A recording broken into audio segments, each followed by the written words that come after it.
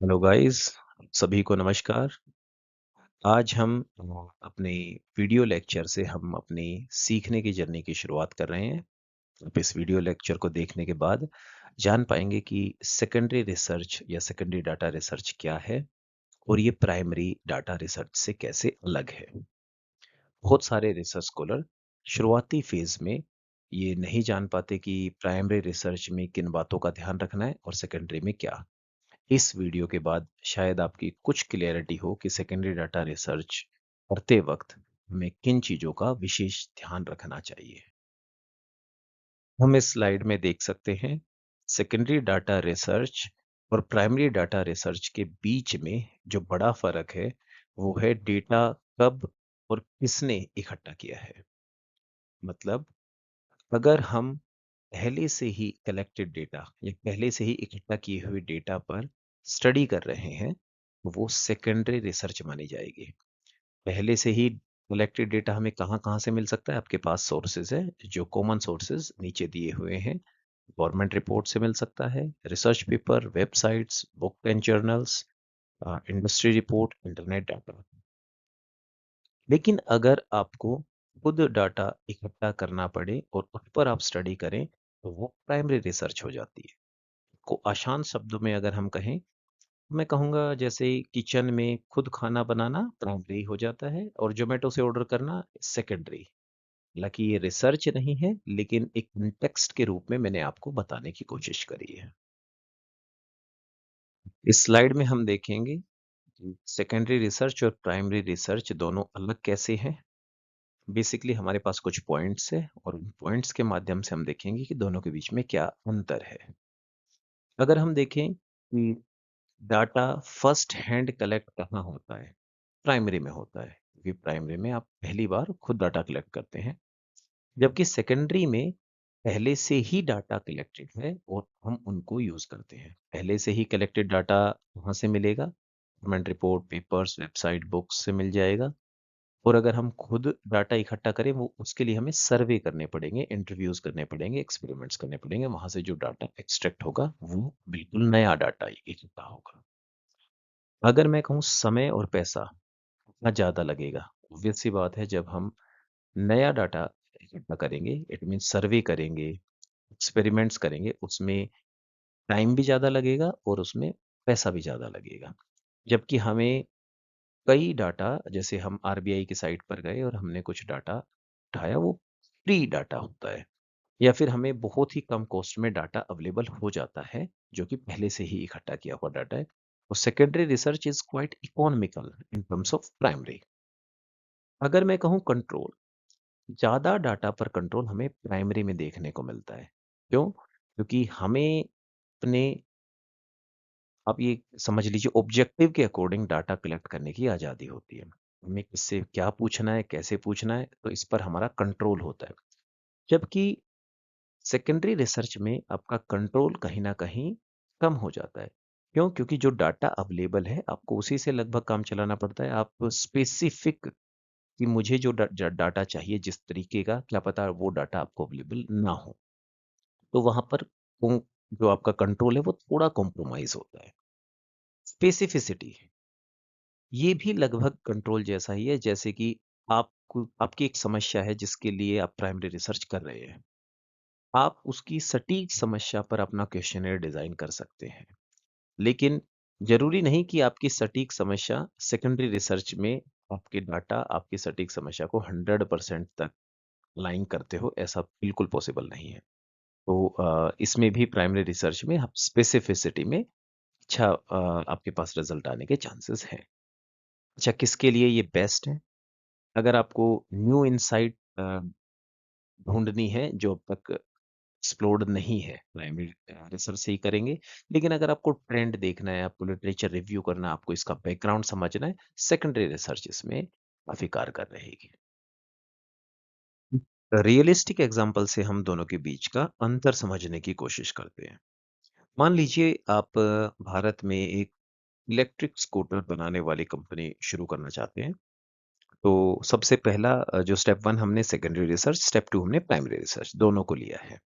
Secondary research आप कैसे करेंगे? आप इंटरनेट पर गए, आपने federation of automobile dealer association FADA की 2000 से 25 से 26 की रिपोर्ट निकाली, आपने गूगल का ट्रेंड देखा, आपने सरकार की ईवी पॉलिसी पढ़ी, आपको पता चला पिछले साल ईवी स्कूटर्स की सेल 30% तक बढ़ी है और वो ये भी पता चला कि लोग 1,20,000 से कम के स्कूटर्स ज़्यादा खरीद रहे हैं।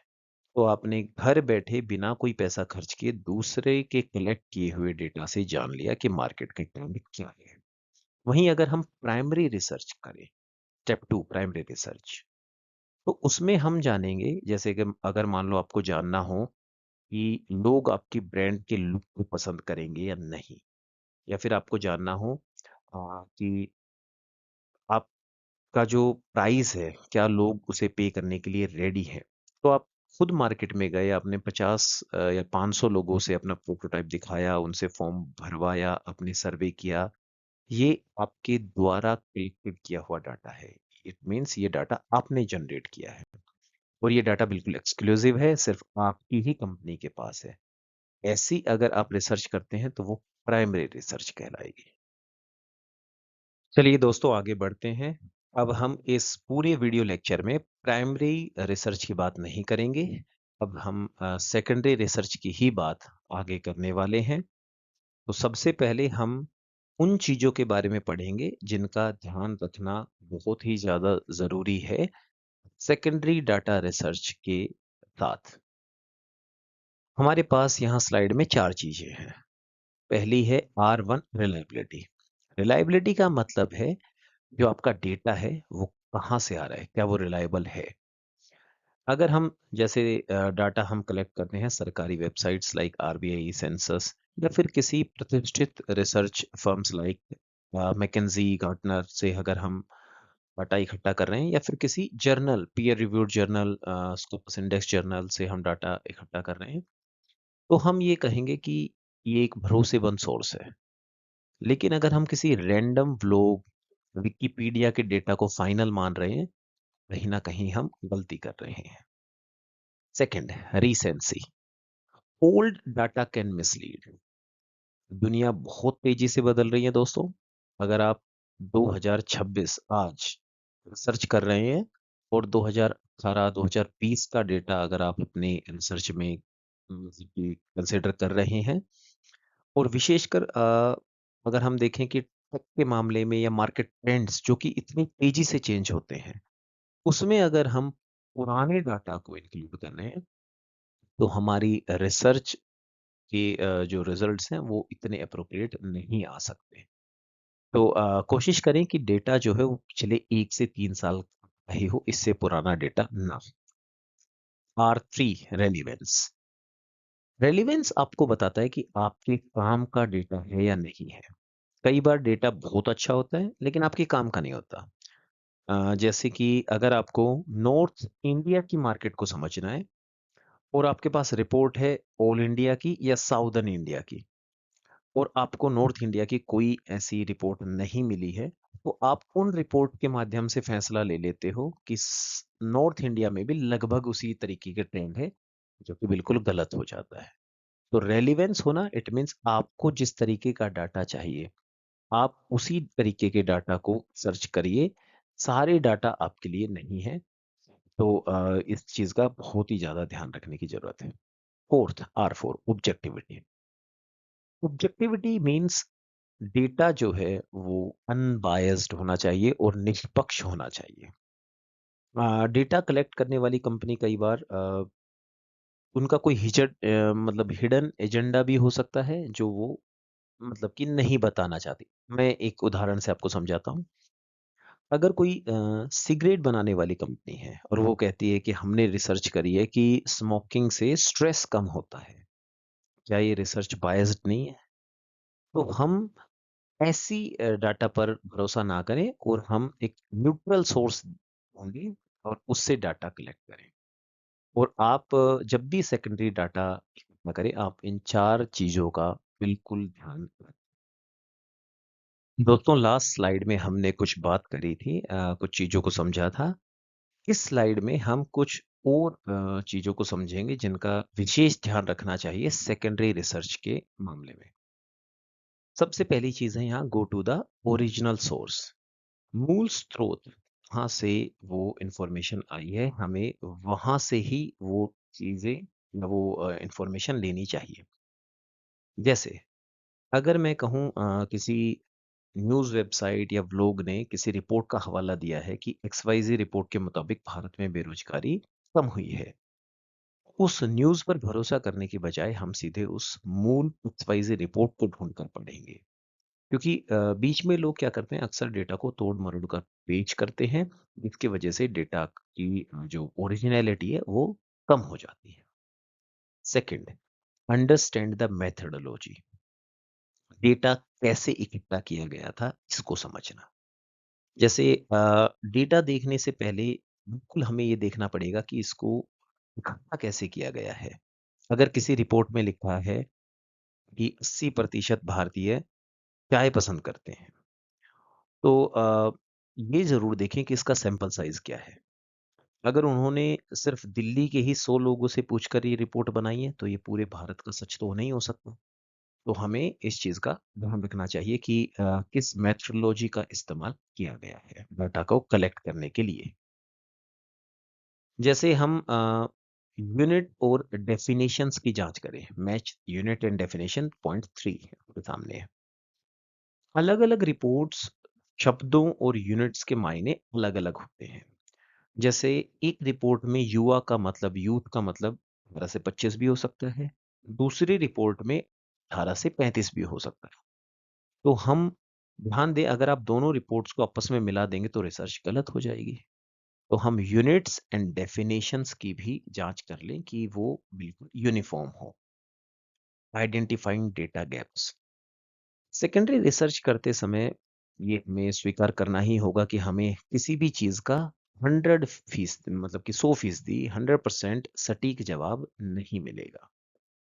को यह देखना होगा कि डाटा अधूरा है, कहाँ अधूरा है ताकि आप उस अधूरे हिस्से को अपनी प्राइमरी रिसर्च या फिर कुछ डाटा कलेक्ट करके आप उस गैप को आइडेंटिफाई कर सके और उनको फिल कर सके। दोस्तों यहाँ हमारे पास है सेकेंडरी डाटा रिसर्च के कुछ एडवांटेजेस। वन बाय वन एक सभी को देखते हैं। पहला है कॉस्ट इफेक्टिव। सेकेंडरी डाटा हमें फ्रीली अवेलेबल मिल जाता है गवर्नमेंट पोर्टल्स पर, एकेडमिक्स पेपर में, इंडस्ट्री रिपोर्ट्स में। तो ज़्यादा कॉस्ट इसके लिए हमें बियर नहीं करनी पड़ती as compare to primary. Time saving है। टाइम सेविंग इसलिए है क्योंकि बड़े-बड़े सर्वे, फील्ड वर्क हमें नहीं करने पड़ते। हमें ईज़िली इंटरनेट के माध्यम से डाटा कलेक्ट हो जाता है। Historical trends. दोस्तों अगर आपको 10 से 20 साल पुराना ट्रेंड्स जानना है, तो हमें इसके लिए हिस्टोरिकल डाटा चाहिए। इट मीन्स हमें ऐसे डाटा चाहिए जो पहले पब्लिश्ड हैं। अगर हमें फ्रेश ट्रेंड्स जानने हैं, आज के टाइम पे क्या हो रहा है, उसके लिए हमें प्राइमरी रिसर्च का सहारा लेना पड़ता है। Macro view. अगर आपको इकोनॉमी का एक बर्ड आई व्यू चाहिए, ओवरऑल व्यू चाहिए, तो उसके लिए एक बड़ा नज़रिया आपको सेकेंडरी रिसर्च प्रोवाइड करती है। जैसे कि पूरे देश की इकोनॉमी आपको समझनी हो या इंडस्ट्री का हाल आपको समझना हो, तो उसके लिए आपको सेकेंडरी रिसर्च की ज़रूरत पड़ती है। जबकि प्राइमरी रिसर्च एक छोटा और सटीक नज़रिया मतलब माइक्रो व्यू आपको प्रोवाइड करती है। जैसे आसपास के 100 ग्राहक या 500 ग्राहक क्या सोचते हैं, ऐसे आपको प्राइमरी रिसर्च से देखने को मिल सकता है। अगला पॉइंट है pre requisites of primary research. जैसे कि सेकेंडरी रिसर्च प्राइमरी रिसर्च करने की पहली सीढ़ी है, आप ये कह सकते हैं। कोई भी प्राइमरी रिसर्च शुरू करने से पहले सेकेंडरी रिसर्च करना ज़रूरी होता है। इसे ही हम लिटरेचर रिव्यू कहते हैं। इट मीन्स पहले जिन्होंने कुछ काम कर रखा है, पहले दूसरों के कामों को पढ़ के हमें समझ आता है कि हम अपनी रिसर्च में क्या नया कर सकते हैं। दोस्तों इस स्लाइड में हमारे पास do and don'ts in secondary research. हमें सेकेंडरी रिसर्च में क्या चीज़ें करनी चाहिए वो डू कॉलम में लिखी हुई हैं। क्या नहीं करनी चाहिए वो डोंट में लिखी हुई है। आपको ये सारे पॉइंट्स आपने पिछली स्लाइड्स में पढ़े हैं। ये अगर मैं इनको एक्सप्लेन करता हूँ ये उनका रिपीटेशन हो जाता है। आप इसको पॉज़ करके पढ़िए। अगर किसी भी पॉइंट में आपको इश्यू है, मुझे कमेंट बॉक्स में लिख सकते हैं। मैं आपको बिल्कुल एक्यूरेट सॉल्यूशन प्रोवाइड करने की कोशिश करूँगा। ध्यान रहे, डोंट्स में जितनी भी चीज़ें लिखी हुई है, अगर हम उन चीज़ों का यूज़ कर रहे हैं अपनी रिसर्च में या हम इनको डोंट्स वाली चीज़ों को फ़ॉलो कर रहे हैं, हमारी रिसर्च गलत डायरेक्शन में जा रही है। दोस्तों, ये एक एग्ज़ाम्पल स्लाइड है, जिससे आपको एक रियलिस्टिक एग्ज़ाम्पल के साथ आपको सेकेंडरी डाटा रिसर्च की कुछ और इनसाइट्स मिलेंगी। मान लीजिए कि आप एक रियल एस्टेट कंपनी जैसे कि नो ब्रोकर या 99 एकड़ जैसी कंपनी स्टार्ट करना चाहते हैं। तो सेकेंडरी रिसर्च जो मतलब कि आप करेंगे, आप सबसे पहले वीरा पोर्टल जो गवर्नमेंट का पोर्टल है, हाउसिंग मिनिस्ट्री की रिपोर्ट्स आप देखते हैं और नाइट फ्रैंक जैसी बड़ी एजेंसी की रिपोर्ट आपने पढ़ी। इससे आपको पता चला कि मुंबई और बेंगलोर में वर्किंग प्रोफेशनल किराए पर घर ढूँढने में सबसे ज़्यादा परेशान होते हैं। ठीक है? ये आपको उस रिपोर्ट से पता यहाँ आपको ध्यान क्या रखना है? यहाँ आपको ध्यान रखना है कि यह जो रिपोर्ट है, वो कोविड से पहले की तो नहीं है। इट मीन्स रीसेंट रिपोर्ट है या नहीं? क्योंकि कोविड के बाद वर्क फ्रॉम होम की वजह से किराए के ट्रेंड्स बदल गए हैं। अगर आप 2019 की रिपोर्ट देखकर 2026 में बिज़नेस स्टार्ट करते हैं, तो उसके फेल होने के चांसेस ज़्यादा होते हैं। तो ये हमें बताता है कि इन सभी जो हमारे पास 4 आर थे, जो हमारी चेकलिस्ट थी, इनका कितना बड़ा रोल है हमें एक सटीक और एक्यूरेट डिसीजन लेने के लिए सेकेंडरी डाटा रिसर्च।